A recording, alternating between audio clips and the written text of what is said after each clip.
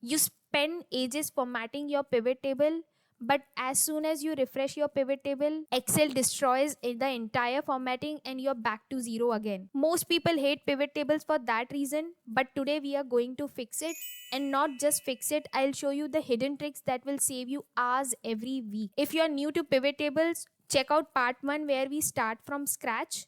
And in the end of this video, I will show you something that changes how every pivot table works going forward.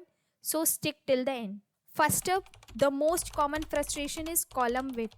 Let's say if I want to keep my column width as 25, but as soon as I refresh my pivot table, Excel resets everything. To stop that, what you can do is, let's say I make it 25 again.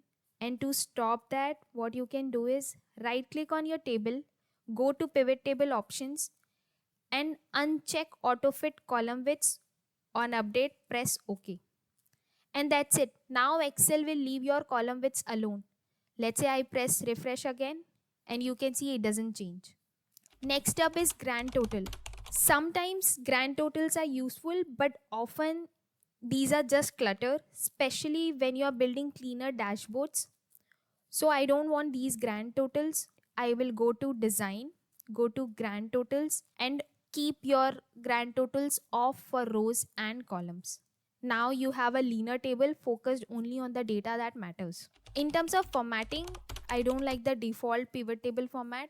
To change the formatting of your table, go to design, go to report layout. It's better to show your pivot table either in outline form or in tabular form. Let's select show in tabular form. Now you can see your rows are present in different column. So your responsible person is in A column and your location is in B column, which is much cleaner. Let's say you want to share individual reports for responsible person. Instead of copy pasting this pivot table in separate sheet for each sales representative, what you can do is go to pivot table analyze, go to options. Instead of clicking option, click to the arrow and show report filter pages. What this will do is it will create separate sheet for each of the responsible person. And let's click. You can see now we have separate sheets for each sales representative. Now that your pivot table looks exactly how you want it, let's make this new default so you never have to redo it again. Go to file, go to options, then data, go to edit default layout.